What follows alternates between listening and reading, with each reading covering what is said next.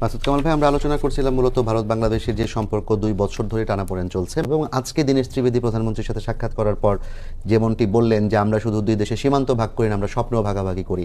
আমরা তো প্রতিবেশী বদলাতে পারবো না, আমরা মানুষে মানুষের সম্পর্ক চাই। সেই জায়গায় বাংলাদেশের পক্ষ থেকে সবচেয়ে বড় দাবি ছিল শেখ হাসিনাকে প্রত্যর্পণ করার বিষয়টি। এটি খলিলুর রহমান পররাষ্ট্রমন্ত্রী তিনি নিজেও বলেছেন, এই দাবিটি ঢাকা করেছে। দ্বিতীয় আরেকটি করেছে যে ওসমান হাদি হত্যা মামলার যে আসামি তার একজনকে কিংবা কয়েকজনকে সেখানে ভারতে আটক করা হয়েছে তাদেরকে ফিরিয়ে দেওয়ার বিষয়টি। ভারত এই ক্ষেত্রে এখন পর্যন্ত কিছুই জানায়নি। শেখ হাসিনা এবং আওয়ামী লীগ কি বর্তমান সরকারের সাথে ভারতের সম্পর্ক পুনরুদ্ধারের ক্ষেত্রে একটা বার্গেনিং টুল ভারতের দিক থেকে? এটা আসলে আমার মনে হয় না, কারণ এখানে কি দিয়ে কি বার্গেন করবে, মানে হাসিনাকে দিয়ে তারা কি চাইবে, একটা কিছু তো আছে এখানে। দেখেন শেখ হাসিনার ওখানে অবস্থানটা কি, তার স্ট্যাটাসটা কি আমরা কিন্তু জানি না। কখনো শুনি অতিথি, যদি অতিথি হয় তাহলে ওনাকে কখনো প্রকাশ্যে দেখা যায় না কেন? ওনাকে তো কোথাও প্রকাশ্যে দেখা যায় না এখন পর্যন্ত দেখা যায়। আপনি গত 2 বছরে ওনার কোনো ছবি দেখতে পান নাই। কাজে অতিথিকে কোথায়, অতিথি তাহলে কেমনে? আরও তো অতিথি হতে গেছে, অনেক আছে। অতিথিকে ঘরে থাকতে হয় কেন? এটা কিন্তু একটা পয়েন্ট। তো উনি কি গ্রেফতার? কতগুলো জিনিস লক্ষ্য করেন যে যখন বন্দি বিনিময় হয়, বন্দি মানে কিন্তু উনি কি ওখানে বন্দি হলেই তো বন্দি বিনিময় হবে, কিন্তু যারা বন্দি তাদেরকেও তো তারা ফেরত দিচ্ছে না। এই যে ওসমান হাদির যে কথিত হত্যাকারী অভিযুক্ত, যেটি হত্যা অভিযোগ অভিযুক্ত আছেন, উনি তো ওখানে বন্দি অবস্থায় আছেন। আমরা তো তাকে ফেরত চেয়েছি, আমাদের অফিসে তাকে চাওয়া হয়েছে, তাকেও তো তারা ফেরত দিচ্ছে না। তারা খালি খতিয়ে দেখে, কিছু বললেই খালি করে আমরা খতিয়ে দেখতেছি, কোথায় খতায় কোথায় কি দেখে এটা বলতে পারবো না, তারা খালি খতিয়েই দেখে। তো এখন যেটা বন্দি বিনিময় যেটা পরে যে বন্দি, তাকেও তো ফেরত দেন না। আমি আজকে একটু আগে এখানে আসতেই ভারতের একজন কূটনীতি মানে বিশ্লেষক আর কি, ভদ্র মহিলা, কি রিভা দাস নাকি যেন, আমাদের এখানে এক সময় ছিলেন, উনি বলতেছিলেন কথা একটা, ওনার কথা যেটা সারমর্ম যেটা বুঝলাম, উনি বললেন যে শেখ হাসিনাকে তো আমরা আনি নাই, শেখ হাসিনা তো পালিয়ে আসে নাই, শেখ হাসিনাকে তো বাংলাদেশ গভর্নমেন্টের মানে সেনাবাহিনী যে আমাদের এখানে দিয়ে গেছে, ওনার জীবনের নিরাপত্তার জন্য দিয়ে গেছে। উনি তো এখানে ল্যান্ড করার 5 মিনিট আগেও তো উনি প্রধানমন্ত্রী ছিলেন, কথাটা খেয়াল করেন। তো ছিলেন তো, এবং তারপরে ওনাকে তো আমরা সেভাবে রেখেছি। তো এখন এগুলো আমাদের বিবেচনা নিতে হবে। এই যে কথাগুলো উনি বলছেন না, এগুলি শুনতে ঠিকই আছে, এটা আমি অস্বীকার করি না, সবগুলি কথাই সত্য, কিন্তু বাস্তবতা কি তাই? বাস্তবতা কি তাই? উনি প্রাইম মিনিস্টার ছিলেন, প্রাইম মিনিস্টার হিসেবে ওনার নিরাপত্তার জন্য গেছে, তাহলে ওনাকে নিরাপত্তা দিলে আবার এসে উনি প্রাইম মিনিস্টার হতে পারবেন? রিয়েলিটি কি? অনেক সময় কিন্তু আপনার লজিকের সঙ্গে রিয়েলিটি মিলে না। যখন না মিলে আপনি কোনটাকে গ্রহণ করবেন? এই রিয়েলিটিকে গ্রহণ করবেন। এটা তো বাস্তবতা। বাস্তবতা তো উনি আমাদের প্রাইম মিনিস্টার না। বাস্তবতা তো ওনাকে যেভাবে ফেরত দেওয়া হয়েছে, তাহলে আপনি ফেরত দেন আমাদেরকে। আপনি যদি মনে করেন আপনাদের রাখা ঠিক হয়, তাহলে ফেরত পাঠিয়ে দেন, তত পাঠাচ্ছেন না। আবার উনি নিজেই আসতে যাচ্ছেন। তো আমি তো মনে করি উনি যেন আসতে চান, এটা খুব ভালো। ভাগ্যিস তারেক রহমান যায় না ইন্ডিয়াতে, ওনার যা বোধ হচ্ছে না, যদ্দূর শুনলাম আর কি। যদি উনি যান, আমি তো অনুরোধ করবো ওনাকে নিয়ে আসেন।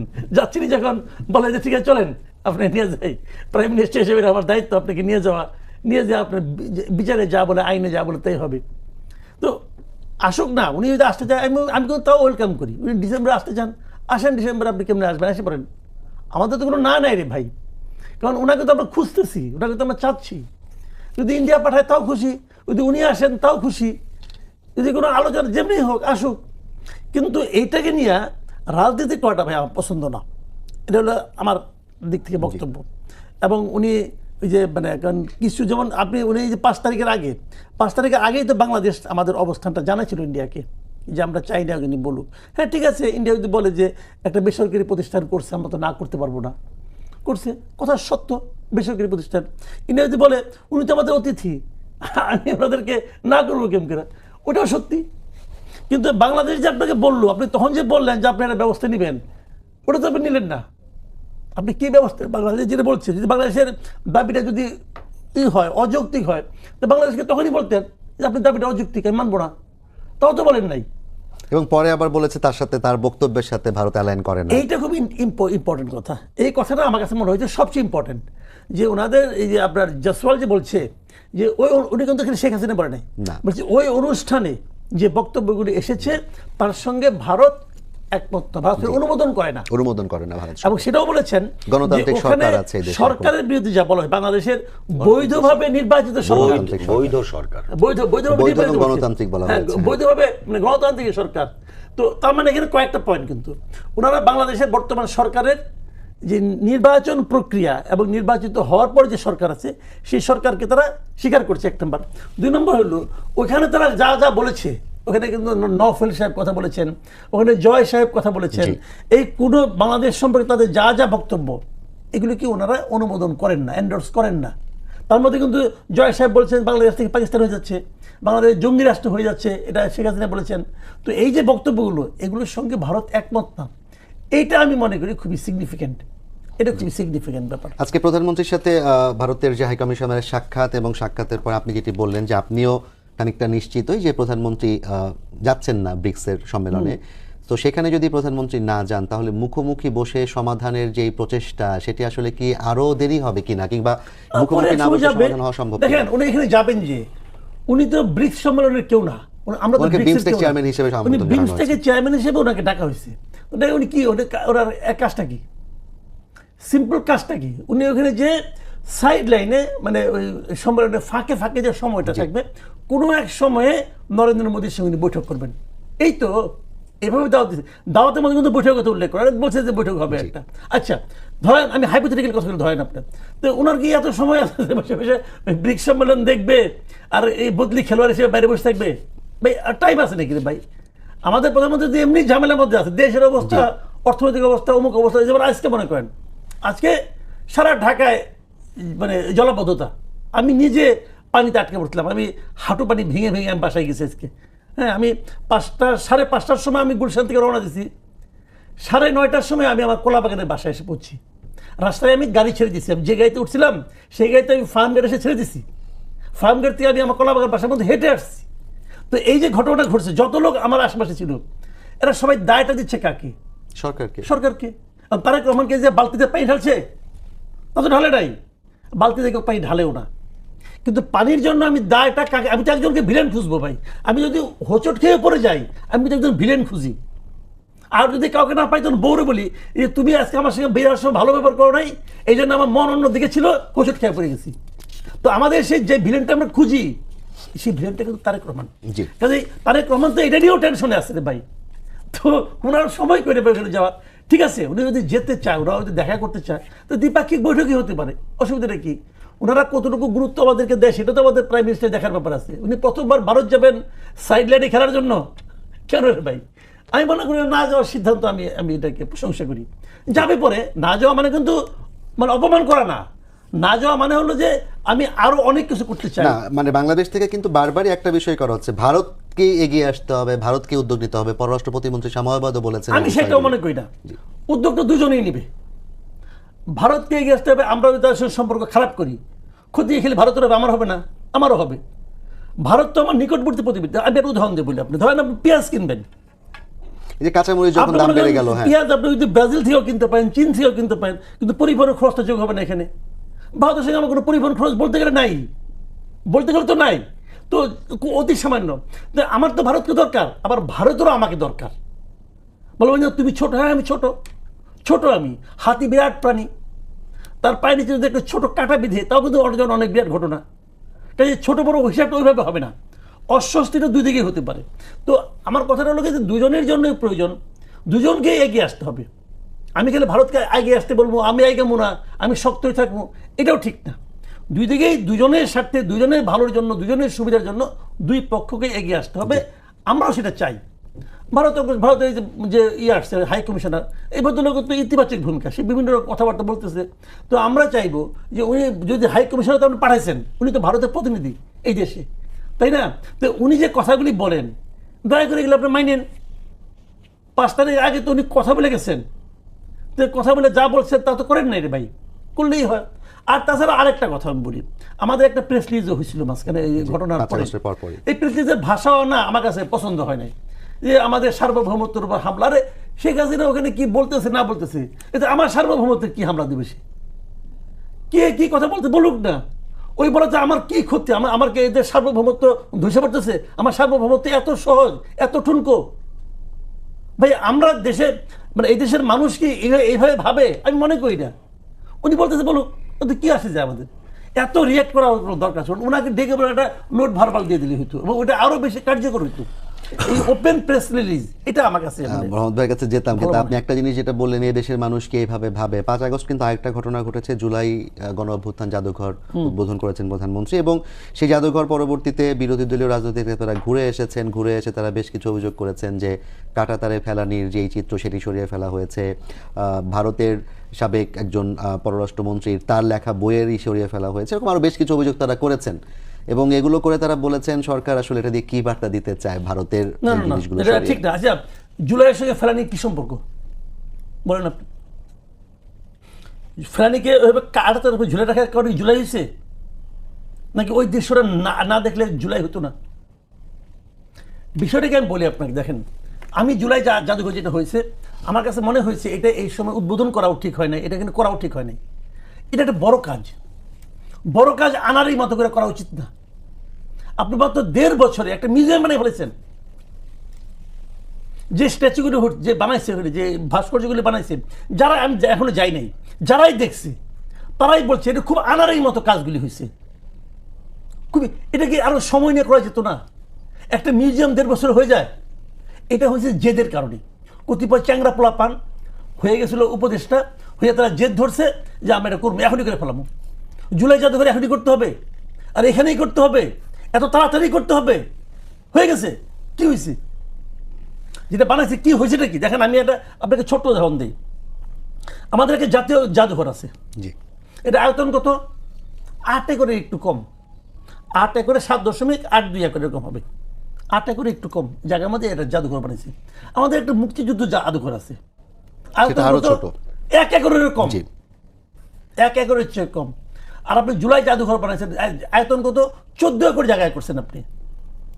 তার মানে জাতীয় জাদুঘর, মুক্তিযুদ্ধ যুদ্ধ জাদুঘর, একটি জুলাই আর হয়ে গেছে, হয়ে গেছে। আমি তো মুক্তিযুদ্ধ জাদুঘরের পক্ষে না। মুক্তিযুদ্ধ জাদুঘর থাকবে, জাতীয় জাদুঘরের একটা অংশ হিসেবে থাকবে। জাতীয় জাদুঘরে আপনি যান, ওখানে আমাদের যে জেট ফোর্স, আমাদের যে কে ফোর্স, সব ফোর্সে যে মানে জেট ফোর্সের যে সিম্বল, ওটা মুক্তিযুদ্ধ জাদুঘর না, ওটা জাতীয় জাদুঘরে আছে। আমাদের পুরো ন্যাশনাল মিউজিয়াম এটা, এই সবগুলি ন্যাশনাল মিউজিয়ামে আসতো। মুক্তিযুদ্ধ জাদুঘরের জন্য আলাদা একটা উইং থাকতে পারতো, আলাদা একটা জাদুঘর কত দরকার আমি দেখি না রে ভাই। আবার ধরেন আপনার এই জুলাই জাদুঘর, এটা ওটা উইং থাকতে পারতো জাতীয় জাদুঘরের মধ্যে।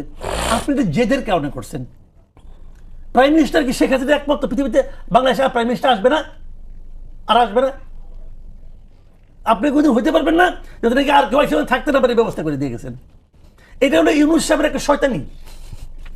জুলাই জাদুঘর আপনি করেন, আরো চিন্তা ভাবনা করে, আরো প্ল্যান করে, আরো প্রফেশনালি করেন। ফারুকের মতো একটা লোককে দিছে এটা বানানোর জন্য। সে ব্যাটা ছিল উপদেষ্টা, উপদেষ্টা আবার ওটার আবার সে কমিটির চেয়ারম্যান। তার বউ নাকি কি কি প্ল্যান ক্লেম করছে। এটা কি রে ভাই? এটা কি ফারুকের ওই সিনেমা নাকি, যে সিনেমায় বাংলা মানে বাংলা ভাষাকে নিয়মিত রেপ করা হয়, ওই সিনেমা বানাইছে এটা? ভাই এগুলি ঠিক হয় নাই। এগুলি আরো মানে ঠান্ডা মাথায় চিন্তা ভাবনা করে বানানো উচিত ছিল। এটা তো রয়ে গেছে, হয়ে গেছে, কি করবেন আপনি? এর কোনো সমাধান যাই না ভাই। এটা মানে যার যার মতো করতেছে। এখন এই বিষয়গুলো নিয়ে আসলে রাজনীতিবিদ এবং আপনারা যারা বিশ্লেষক তারা আসলে আরো অনেক বেশি বিস্তারিত আলাপ করতে পারেন। রহমতুল্লাহ ভাই, আমি আপনাকে এই প্রসঙ্গে টানতে চাই না। আমি যেটা আপনাকে বলতে চাই যে বিএনপি ভারতের সাথে সম্পর্ক স্বাভাবিক করার ক্ষেত্রে, কিংবা ভারতের সাথে আমাদের যেই সম্পর্কের টানাপোড়েনের কথা বলা হচ্ছে, কিংবা যেরকম পরিবেশ দেখা যাচ্ছে, সেখানে মাসুদ ভাই বললেন যে আমাদের এগিয়ে যেতে হবে, ভারতকে আগাতে হবে। কিন্তু আমরা দেখতে পাচ্ছি 5 আগস্টের পর অনবরত বাংলাদেশের বিরুদ্ধে প্রোপাগান্ডা চালানো হয়েছে, মিথ্যা প্রচারণা চালানো হয়েছে, অনেক ধরনের, একদম বিভিন্ন টেলিভিশন সহ। এবং বিএনপি ক্ষমতায় আসার পর আমরা দেখছি 32টি হামলায় 9 জন নিহত হয়েছেন সীমান্ত বিএসএফের, এবং 35 জন আহত হয়েছে। গতকালকেও একজনকে ভারতের সীমান্তের ভেতরে হত্যা করা হয়েছে, এবং বিভিন্ন সীমান্তে 38 জনকে বিভিন্ন সীমান্ত থেকে আটক করা, তারপর সীমান্তবর্তী এলাকা দিয়ে প্রায় 173 জনকে পুশিন করা, 416 জনকে বিভিন্ন সীমান্ত দিয়ে তারা পুশিনের চেষ্টা করা, গত কয়েকদিনেও কয়েকটি সীমান্তে তারা পুশিনের চেষ্টা করেছে।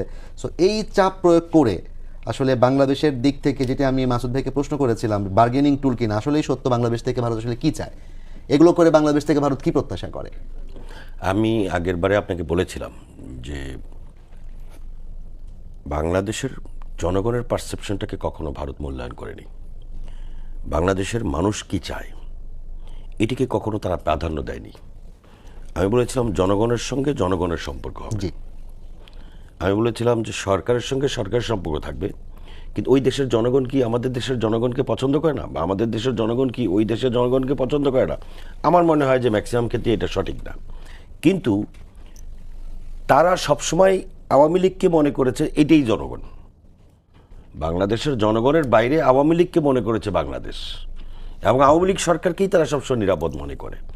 প্রবলেমটা হচ্ছে এইখানে, যদি আমাদের দেশের সঙ্গে মাসুদ কামাল ভাই যেটা বলেছেন যে হ্যাঁ একতরফা না, বাংলাদেশকেও এগিয়ে যেতে হবে, বাংলাদেশের স্বার্থ আছে, তাদেরও স্বার্থে আছে, তাদেরও এগিয়ে আসতে হবে। এই যে ভারতীয় রাষ্ট্রদূত যেই কথাগুলি বলেছে যে সমস্যা কখনো দীর্ঘস্থায়ী না, আলোচনা দিয়ে সমাধান করা আলোচনা দিয়ে সম্ভব। সব সমাধান করা যায়, এই আলোচনা দিয়েই যদি সমাধান করা যায়, তাহলে আমার প্রতিদিন আমার সীমান্তে কেন পাখির মতো গুলি করে মানুষকে হত্যা করা হচ্ছে? তাহলে এই জিনিসগুলো যদি আলোচনা দিয়ে তারা সমাধান করতে চায়, যদি মুখের বুলি না হয়ে থাকে, সত্যিকার অর্থেই তারা যদি আন্তরিকভাবে সেটা চেয়ে থাকে, তাহলে সেই বিষয়টা তো বাংলাদেশ সবসময় সেটা ওয়েলকাম করে। কিন্তু সমস্যাটা হচ্ছে ভারত সবসময় বাংলাদেশকে চাপে রাখতে চায়। যেই বিষয়গুলো আপনি নিয়ে আসছেন এখানে, এ বাংলাদেশকে চাপে রাখতে চায় এবং বাধ্য করতে চায়। তারা বন্ধুত্বসুলভ আচরণ না করে দাসত্বমূলক আচরণ করতে চায়। বাংলাদেশ যাতে তাদের দাসত্ব করে, সেই দাসত্বের শৃঙ্খলা ভেঙে 24-এর 5ই আগস্ট থেকে যেই শৃঙ্খলের ওই শৃঙ্খল থেকে বের হয়ে যাওয়ার যে প্রচেষ্টাটা শুরু হয়েছে, সেটা জনাব তারেক রহমান সাহেবের আমলেও অব্যাহত থাকবে। একচেটিয়া তথাকথিতভাবে ভারত বিরোধিতা, এটা যেমন আমরা পছন্দ করি না, আবার ভারতের সঙ্গে সখ্যতা নামে নিজস্ব স্বকীয়তা শেষ করে স্বকীয়তা, নিজস্ব অস্তিত্ব, নিজস্ব সার্বভৌমত্ব, আমাদের সমস্ত স্বার্থ বিসর্জন দিয়ে তাদের সঙ্গে কোনো সম্পর্ক হবে না। আমাদের স্বার্থ স্বকীয়তা রক্ষা ছোট্ট করি। করে একটু বলতে চাই, ভারতেও আমরা দেখেছি যখন নাকি 5ই আগস্টের পরবর্তীতে আমরা দেখলাম যে ভারতের সবগুলো দল একসাথে তারা বসেছিল এবং সেখানে ব্রিফ করেছে, তারা ওই জায়গাগুলোতে একসাথে হয়েছে জাতীয় ইস্যুতে।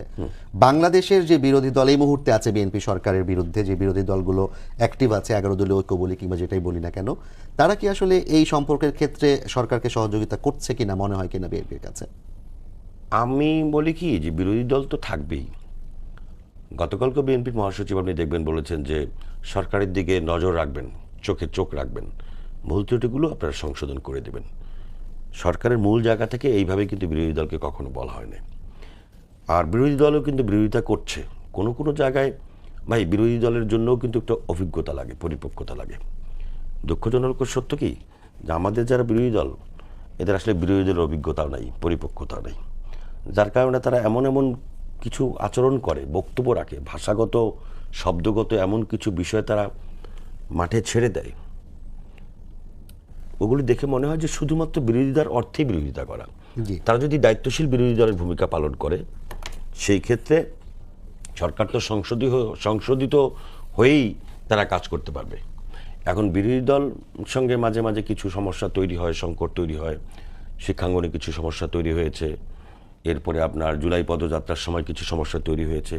দিন শেষে আমি মনে করি কি, বিরোধী দল তো বিরোধিতা করবে, সরকারি দল সরকারের মতো করে চলবে, কিন্তু আওয়ামী লীগ, ফ্যাসিবাদ এবং বাংলাদেশের আধিপত্যবাদ বিরোধী প্রশ্নে সকল ফ্যাসিবাদ বিরোধী সকল ঐক্য এক জায়গায় একই সুরে কথা বলবে, আবারও এক হয়ে যাবে, এটা আমি বিশ্বাস করি। ধন্যবাদ ভাই।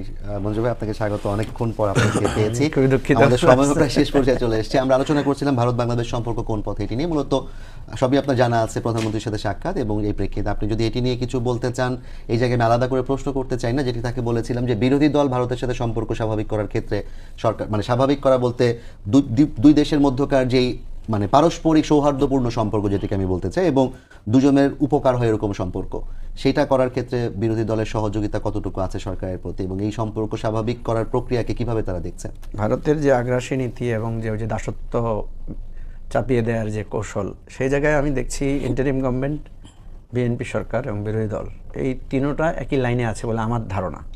এখন পর্যন্ত আমরা যতটুকু লাইন আপ বা কথাবার্তা বিভিন্নভাবে দেখেছি, আমি যেমন দেখলাম যে ভারতের শেখ হাসিনার ওই যে অনুষ্ঠানকে কেন্দ্র করে অনলাইনে যে মিটিংটা উনি করেছেন, সেটাকে কেন্দ্র করে বাংলাদেশ সরকার যে একটা চিঠি দিয়েছে, এই চিঠিকে বিরোধী দল সমর্থন করেছে। এবং পুরো আমি যদি মনে করি যে ভারতের আধিপত্যবাদ বিরোধী যে শক্তি আছে সবাই এই জায়গায় একই সুরে কথা বলেছে আমি যতটুকু দেখেছি। বরং বিরোধী দল কিছুটা বাড়িয়ে বলেছে যে তাদের এই হাইকমিশনারকে ডেকে বলা উচিত ছিল। তো আজকে তো হাইকমিশনার নিজেই সাক্ষাৎ করেছেন। আমি যেটা মনে করি যে মৌলিক জায়গায় যতক্ষণ পর্যন্ত না পরিবর্তন না আসবে ততক্ষণ পর্যন্ত এটা আলটিমেট সমাধান হবে না। মৌলিক জায়গাটা কি? ভারত আমাদের আধিপত্য কেন চায়? একটা দেশকে স্বাধীন করার জন্য সে সাহায্য করেছে, সে বরং আমাদের স্বাধীনতা, আমাদের সার্বভৌমত্ব যাতে বিকশিত হয়, আমাদের অর্থনীতি যাতে বিকশিত হয়, আমরা যাতে তার ভালো বন্ধু হতে পারি, এটাই তো তার আচরণ হওয়া উচিত ছিল। কিন্তু আপনি আমাকে সাহায্য করে যদি আপনি আপনার করায়ত্তগত করতে চান, এটা তো আপনারই ভুল পলিসি। আপনি জানেন যে এই জাতিটা ব্রিটিশের বিরুদ্ধে লড়াই করেছে, আপনারাও করেছিলেন লড়াই, সেই লড়াইয়ে সামিল ছিলেন, একসাথে করা হয়েছে। আপনি দেখেছেন যে মোহাম্মদ আলী জিন্নাহ এই পাকিস্তান আন্দোলনের মহান নেতা, কিন্তু উনি যখন এসে আমাদের ভাষা নিয়ে কটূক্তি করেছে, আমাদের ভাষার অধিকার কেড়ে নিতে চেয়েছে, তখন কিন্তু এই বাংলার মানুষ দাঁড়িয়ে গেছে, প্রতিবাদ জানিয়েছে। সুতরাং এই বাংলাদেশের মানুষ শেখ মুজিবকে ফুলের মালা গলায় দিয়ে বরণ করেছে, তাকে অভিসংবাদিত নেতা বানিয়েছে, কিন্তু তার দুঃশাসন কিন্তু সহ্য করে নাই। 3 বছরের মাথায় কিন্তু প্রতিবাদ হয়ে দাঁড়িয়েছে। এবং আপনি দেখবেন আমাদের এই যে আমরা হয়তো গরিব, আমাদের হয়তো অর্থনৈতিক সংকট আছে, আমাদের হয়তো অনেক সংকট আছে, কিন্তু এত সত্ত্বেও কখনো পরাধীনতা মানা হয় নাই। সুতরাং আওয়ামী লীগ যদি ভারতের দাসত্ব মেনে মনে করে যে ওই যেটা আবু নাসের রহমতুল্লাহ ভাই বললেন, যে যদি মনে করে যে এটাই বাংলাদেশ এবং এইটাকেই যদি মনে করে যে বাংলাদেশের জন্য সেট করবে, আমি তো মনে করি আওয়ামী লীগের পতনের জন্য এবং বাংলাদেশে ভারতের এই যে একচোখা নীতির পরাজয়ের জন্য উভয়ের জন্য দায়ী। শেখ হাসিনাকে ভারত সমর্থন দিয়ে একচ্ছত্রভাবে অন্যায়ের সমর্থন দিয়ে ভুল করেছে, আবার শেখ হাসিনা ভারত নির্ভরশীলতা দেখাতে গিয়ে বাংলাদেশের মানুষকে কেয়ার করে নাই। এমন কথা বলেছে যে ভারতকে যা দিয়েছি সে জীবনে ভুলবে না। তার মন্ত্রীরা বলেছে আমরা আছি তো ভারত আছে, তার মন্ত্রীরা বলেছে ভারত আমাদেরকে রক্ষা করবে, এবং উনি চিঠি দিয়ে বলেছেন আমাকে আপনারা রক্ষা করেন, ওনারা একইভাবে রক্ষা করেছেন। তাহলে কি বোঝা গেল? বোঝা গেল বাংলাদেশের মানুষের এত বড় একটা অভ্যুত্থান আন্দোলন, এত বড় একটা সংগ্রাম, যেখানে আমরা এই যে ধরেন মাসুদ কামাল ভাইয়ের সাথে আমার মতের যথেষ্ট অমিল, কিন্তু জুলাই অভ্যুত্থান প্রশ্নে আমরা একমত। আমরা সবাই মিলে মনে করেছি যে এরকম একটা অভ্যুত্থান অনিবার্য হয়ে পড়েছিল, কারণ উপায় নাই তো, আপনি নির্বাচন বন্ধ করে রেখেছেন, আপনি রাস্তায় নামতে দিচ্ছেন না, আপনি গুম করে ফেলছেন। সুতরাং মানুষের এই যে স্বতঃস্ফূর্ত অভ্যুত্থান, এটাকে যে অসম্মান করাটা মানে হচ্ছে সারা পৃথিবীর মানুষের গণতান্ত্রিক অধিকারকে অসম্মান করা। আপনি দেখেন ভারত কি করছে। আমাদের যে এই যে জুলাই অনুষ্ঠান হলো, আমি দেখলাম সেখানে ইন্ডিয়ান হাই কমিশনার অংশগ্রহণ করেছে, কিন্তু শেখ হাসিনা যেই বৈঠকে বসে এই অভ্যুত্থানকে কটূক্তি করেছেন, সেখানে তো ভারতের সাবেক এই যে কূটনীতিকরা সেখানে ছিলেন, ভারতের সাংবাদিকেরা ছিলেন, ভারত সরকার এ ব্যাপারে কোনো ধরনের একটা কন্ডেম করে নাই কোনো কিছুকে। সো আমি যেটা মনে করি, পৃথিবী এখন অনেক বদলে গেছে। আপনি যত বড় হন কোনো সমস্যা নাই, আপনি আমাকে কি করতে পারবেন? বড়দের মেরে ফেলতে পারবেন, এর বেশি তো কিছু করতে পারবেন না। তো এই মৃত্যুকে তো আমরা আলিঙ্গন করেছি। এবং দেখেন এই যে আওয়ামী লীগ সরে যাওয়ার পর আপনি কি দেখবেন এখন আমরা আমাদের মধ্যে প্রতিবাদ করছি একে অপরের সাথে, যার সাথে সখ্যতা ছিল তার সাথে এখন আমাদের প্রতিবাদ হচ্ছে। তার মানে কি? আমাদের অভাব অভিযোগ, আমাদের সংগ্রাম, আমাদের দাবি দাওয়া নিয়ে আমরা সবসময় সোচ্চার থাকবো। আপনি দেখবেন এই আওয়ামী লীগের মধ্যেই ভাগ হয়ে জাসদের তৈরি হয়েছে। কেন হয়েছে? কি প্রসঙ্গে হয়েছে? কি নিয়ে হয়েছে? অধিকারের জায়গা নিয়ে হয়েছে। আজকে এই যে আমরা বিএনপি সরকারে আছে, বিএনপির সাথে যে আমাদের এই যে বিরোধী দল সরকারি দলের যে দ্বন্দ্ব বিরোধ, পুরোটাই তো অধিকারকে কেন্দ্র করে, অন্য কোনো বিষয়কে কিন্তু কেন্দ্র করে না। সুতরাং আমি যেটা মনে করি যে ভারতের এই নীতিটা বুঝতে হবে। ভারত বাংলাদেশের সাথে বন্ধুত্ব যদি বজায় রাখে, বাংলাদেশের জনগণের যদি অধিকারকে সে সম্মান করে, বিশ্বাস করেন ভারতও লাভবান হবে, বাংলাদেশও লাভবান হবে। একটু অধিকার কেন্দ্রিক আলাপে আসতে চাই। ভারত বাংলাদেশ নিয়ে আমরা মোটামুটি প্রায় আধা ঘন্টা আলাপ করলাম। রাষ্ট্রপতি নির্বাচনের মনোনয়নপত্র কেনা শুরু হয়েছে। বিএনপি 2টি গ্রহণ করেছে, 11 দলীয় ঐক্য একটি নিয়েছে কর্নেল আমাদের নামে কিংবা তার পদে। সেখানে 11 দলীয় ঐক্য মনোনয়নপত্র কেনার পর ডক্টর হামিদুর রহমান আজাদ তিনি একটা কথা বলেছেন যে যদি বিএনপি সরকার জুলাইকে ধারণ করে সংস্কারটি করত, তাহলে আজকে নির্বাচনটি আরো ভালো হওয়ার সুযোগ হতো, সংসদ সদস্যরা ভোট দিতে পারতো। 70 অনুচ্ছেদের কারণে এখন তারা আসলে একটা অলংকারিক জায়গায় ভোটটা চলে গেছে। এই বিষয়ে কি আপনি কিছু বলতে চান? না, এটা নিয়ে তো বিতর্ক করার কিছু নাই। সংস্কার হলে রাষ্ট্রপতি নির্বাচনের ব্যাপারটাই এক ধরনের প্রতিদ্বন্দ্বিতা আসতো, কিন্তু কথা হচ্ছে এর আগে তো স্পিকারের নির্বাচন তো হয়েছে। ওই স্পিকার নির্বাচনে তো বিরোধী দল কোনো আপত্তি বা আলাদা প্রার্থী দেয় নাই, বরং স্পিকারকে আমি যেটা দেখেছি ওনাকে স্বাগত জানিয়েছে। তো আমি যেটা মনে করেছি যে এই প্রেসিডেন্টটাও হতে পারতো সেরকম, কারণ আমরা যার নাম শুনছি এখন মির্জা ফখরুল ইসলাম আলমগীর, উনি দেখেন পুরো 17-18 বছর একটা দলকে নেতৃত্ব দিয়েছেন, বারবার অসুস্থ হয়েছেন, বারবার জেলে গেছেন, তারপরে উনি দমে যান নাই। এবং আমরা দেখেছি যে আওয়ামী লীগ আমলেও মানে সাধারণ আলোচনায় আমরা দেখেছি আওয়ামী লীগের মানে মহাসচিবের তুলনায় বিএনপির মহাসচিবকে সবাই আলাদাভাবে সম্মান দেখিয়েছে, বলেছে এই ধরনের নীতিবান ভালো মানুষের কদর হওয়া দরকার। সরকার যদি একটা আলোচনা তুলতো, একটা যে ঠিক আছে আমরা আসেন আমরা প্রেসিডেন্টটা সবাই মিলে একটু করি বিরোধী দলের সাথে, আমার মনে হয় না যে মির্জা ফখরুল ইসলাম আলমগীরের ব্যাপারে বিরোধী দলের খুব বেশি আপত্তি থাকতো। কারণ আমি নিজেই তো, আমরা তো আমাদের 11 দলের মিটিং আলোচনা করেছি, আলোচনাগুলো তো এসেছে বিভিন্নভাবে আনুষ্ঠানিক অনানুষ্ঠানিকভাবে। সরকার যদি এটা করতো এটা সুন্দর হতো। এখন বিরোধী দল যেটা করেছে যে এটা একটা ঠিক আছে গণতন্ত্রের জায়গায় তো প্রতিদ্বন্দ্বিতা, হয়তো অনেকে বলছেন যে আপনার নিশ্চিত পরাজয় জেনেও কেন গেছেন। বিরোধী দল কি করবে? ধরেন আপনি সরকারি দল, আপনি তো আপ্রোচও যদি না করেন যে আসেন আমরা সবাই মিলে একটা রাষ্ট্রপতি তৈরি করি, আসেন সবাই মিলে রাষ্ট্রপতি যেটা রাষ্ট্রের প্রধান ওনার জায়গাটা আমরা সবাই একমত হই। তো সরকারি দল যদি অ্যাপ্রোচটা ডাইরেক্টলি ইনডাইরেক্টলি করতে পারতো তাহলে হয়তো দেখা যেত যে এটা আরও সুন্দরভাবে এটা হতে পারতো। এখন যেটা হচ্ছে আমি মনে করি না খারাপ, দুজনই খুব ভেটারান পলিটিশিয়ান, দুজনই মুক্তিযোদ্ধা, দুজনেরই দীর্ঘ রাজনৈতিক মানে চলাচলের জায়গা আছে, দুজনই একই দলে ছিলেন। হয়তো পার্লামেন্টের ফলাফল অন্যরকম হবে, কিন্তু পাবলিক স্পেয়ারে আলোচনাটা হবে যে না ঠিক আছে বিরোধী দলও তো একজন প্রার্থী দিয়েছেন, ওনাকে নিয়ে কম্প্যারিজন হবে বিভিন্নভাবে।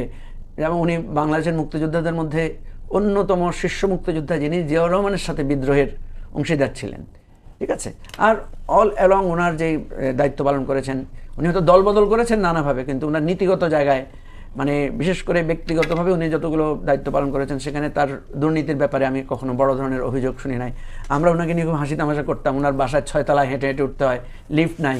তো এটাও আমরা একটা সিম্পলিসিটি দেখেছি ওনার, যে উনি এই 80 বছর বয়সেও বা 80-র কাছাকাছি বয়সেও উনি হেঁটে হেঁটে 6 তলায় ওঠেন নামেন, বাহুল্য তৈরি করেন নাই বা এই ধরনের জাঁকজমক করেন। যেমন উনি বুড়া বয়সে এসে কিন্তু পিএইচডি করেছেন, পড়াশোনা করেছেন অনেক কষ্ট করে, লেখালেখি করে এই অবস্থায়।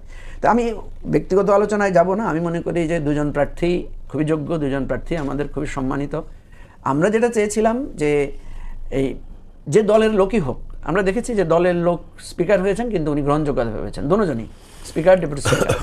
তো দলের লোকও যদি প্রেসিডেন্ট হন, রাজনৈতিক ধীসম্পন্ন লোকেরা রাষ্ট্রপতি হলে হয় কি তারা বিভিন্ন রকমের ষড়যন্ত্র মোকাবেলা করতে পারেন এবং নীতি নির্ধারণী জায়গায় তারা এক ধরনের অভিভাবক সুলভ ভূমিকা পালন করতে পারেন এবং রাষ্ট্রের ক্রাইসিসে একটা দায়িত্বশীল সুলভ ভূমিকা। এবং যদি সংবিধান সংস্কার করে রাষ্ট্রপতির ক্ষমতা বাড়ানো হয় তাহলে সেখানে রাষ্ট্রপতির ভূমিকা তো অনেক বেড়ে যায়। আমার মনে হয় বিএনপি ওই চিন্তা থেকে, বিএনপি যেহেতু বলছে, আমরা তো এখনো আস্থা রাখতে চাই, বিএনপি যেহেতু বলছে জুলাই সনদ অক্ষরে অক্ষরে বাস্তবায়ন করবে এবং বিএনপির 31 দফাতে এটা বলা আছে যে রাষ্ট্রপতি এবং প্রধানমন্ত্রীর ক্ষমতার ভারসাম্য আনবেন, সুতরাং ওনারা ওই ধরনের একজন রাষ্ট্রপতি দিচ্ছেন যিনি হয়তো এই জায়গাটায় কিছুটা লোড বিয়ারিং হবেন বা এই জায়গায় ওনার যে প্রতিশ্রুতি আছে সেগুলো রক্ষা করার জন্য উনি হয়তো কাজ করবেন এবং ঐক্যের মানে সিম্বল আকারে উনি থাকবেন, এটা আমি আশা করি। আর ধন্যবাদ আপনার কাছে সময় পেয়ে আরেকবার। মাসুদ ভাই, আমি এবার একটু রাষ্ট্রপতি নিয়ে আপনার কাছ থেকে জানতে চাই।